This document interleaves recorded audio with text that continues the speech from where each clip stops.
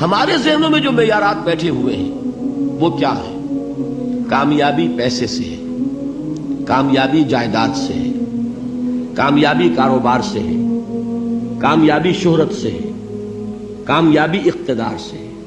یہ معیارات ہیں. جو جتنا دولت مند اتنا کامیاب، جو جتنا مشہور اتنا کامیاب، جو جتنا پاپولر اتنا کامیاب، جو حکومت پر پہنچ گیا کامیاب، جس نے بڑا کاروبار جما لیا کامیاب، جس نے بہت جائیداد بنا لی کامیاب. یہی ہے اصل میں ساری بس کی گانٹھ. جو تصور کامیابی کا ہوگا اسی کے مطابق آپ کی بھاگ دوڑ ہوگی، اسی کے لیے جد و جہد ہوگی، اسی کے لیے توانائیاں صرف ہوں گی، اسی کے لیے دن رات کی مشقت ہوگی.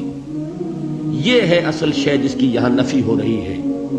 کامیابی دولت سے نہیں، کامیابی شہرت سے نہیں، کامیابی اقتدار اور طاقت اور حکومت سے نہیں، بلکہ کامیابی ہے ایمان سے، عمل صالح سے، تواصی بالحق سے، تواصی بالصبر سے.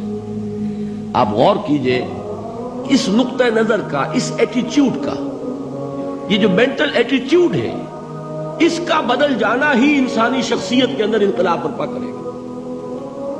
اب آپ کا نتیجہ کیا نکلا؟ اگر تو دولت سے کامیابی ہوتی تو قارون بہت کامیاب تھا، اگر حکومت سے کامیابی ہوتی تو فرعون اور نمرود بہت کامیاب تھے. کامیابی ان سے نہیں ہے. کامیابی انسان دولت میں قارون کی دولت تک پہنچ جائے اور دنیا میں دبدبہ اور اقتدار اور سلطنت اور حکومت کے اعتبار سے وہ نمرود اور فرعون کا مقام حاصل کر لے، وہ ناکام ہے، خائب ہے، خاسر ہے، برباد ہے.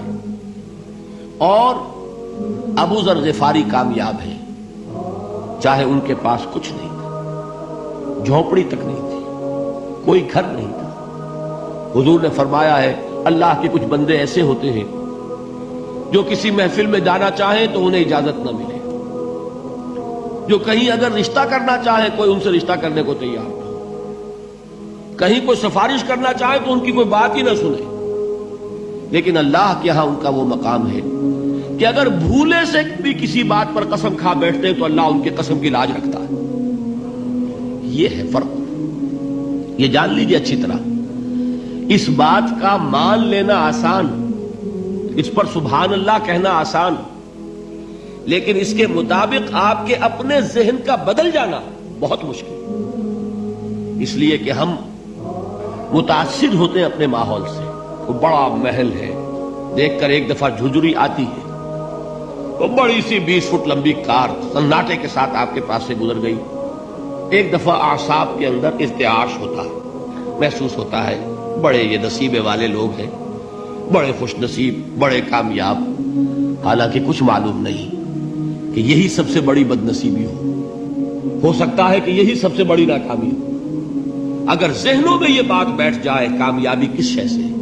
یہی وجہ دیکھیے قرآن مجید میں بارہا آپ دیکھیں اولئک ھم المفلحون، یہ ہے لوگ کامیاب ہونے والے. آج یہ آپ نے نماز میں وہ آیات سنی، یا ایھا الذین آمنوا ارکعوا واسجدوا واعبدوا ربکم وافعلوا الخیر لعلکم تفلحون. اے ایمان والو، رکوع کرو، سجدہ کرو، اپنے رب کی پرستش اور بندگی کرو اور اچھے کام کرو تاکہ تم کامیاب ہو جاؤ. تو کامیابی کن چیزوں سے ہے؟ یہ ہے سب سے بڑا سبق. یہ ہمارے دل میں اگر بات بیٹھ جائے، ٹھک جائے، تو زندگی بدل جائے گی. صبح و شام بدل جائیں گے، نقشے بدل جائیں گے، بھاگ دوڑ کا رنگ بدل جائے گا، ویلیو سٹرکچر بدل جائے گا. آج وہ ایک چیز نہایت اہم نظر آ رہی ہے، کل نہایت غیر اہم نظر آئے گی. جیسے کہ حضور کی حدیث ہے، مالی ولی دنیا، مجھے تمہاری اس دنیا سے کیا سروکار ہے. انما مثلی کراکب استظل تحت شجرۃ ثم راح فترکها، میری مثال تو اس سوار کی سی ہے جو تھوڑی دیر کے لیے ایک درخت کے سائے میں ٹھہرتا ہے سستانے کے لیے، پھر وہ اپنا راستہ لیتا ہے. اسے اس درخت سے مستقل تعلق اس کا نہیں ہے، وہ اس کا گھر نہیں، وہ اس کی منزل نہیں. اسی طرح یہ دنیا میرا گھر نہیں ہے. اب دیکھیے ہم کہتے ہیں انا للہ و انا الیہ راجعون، ہم تو مسافر ہیں، ہم اللہ کے پاس سے آئے، اللہ کی طرف ہمیں لوٹ جانا ہے. کن فی الدنیا کانک غریب و عابر سبیل، حضور فرماتے ہیں دنیا میں ایسے رہو جیسے کہ تم اجنبی ہو یا راہ چلتے مسافر. لیکن یہ طرز عمل کب ہوگا؟ جبکہ یہ آیت ہمارے ذہنوں کے اندر بیٹھ گئی ہو.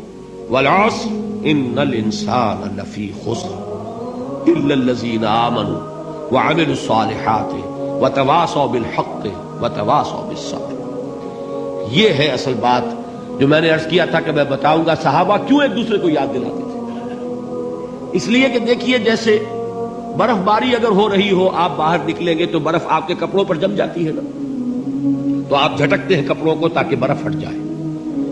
ہمارے ایمان پر اس دنیا میں رہتے ہوئے جب ہم متاثر ہوتے ہیں ماحول سے تو گردہ آ جاتا ہے، برف پڑ جاتی ہے، اس کو جھٹکتے رہنے کی ضرورت ہے.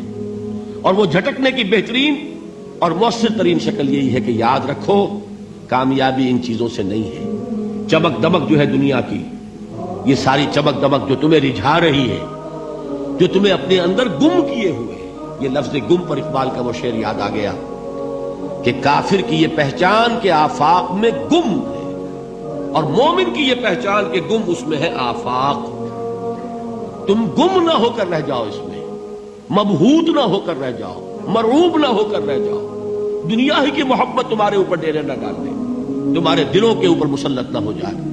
لہذا تازہ کرتے رہا کرو والعصر ان الانسان لفی خسر الا الذین آمنوا وعملوا الصالحات وتواصوا بالحق وتواصوا بالصبر. پھر یاد کر لو، پھر تازہ کر لو اپنے اس یقین کو کہ کامیابی دولت سے نہیں، کامیابی ثروت سے نہیں، کامیابی اقتدار سے نہیں، کامیابی شہرت سے نہیں، کامیابی جائیداد سے نہیں، کامیابی ہے ایمان سے، کامیابی ہے عمل صالح سے، کامیابی ہے تواصی بالحق سے، کامیابی ہے تواصی بالصبر سے. یہ چار چیزیں ہیں کہ جو کامیابی کے لوازم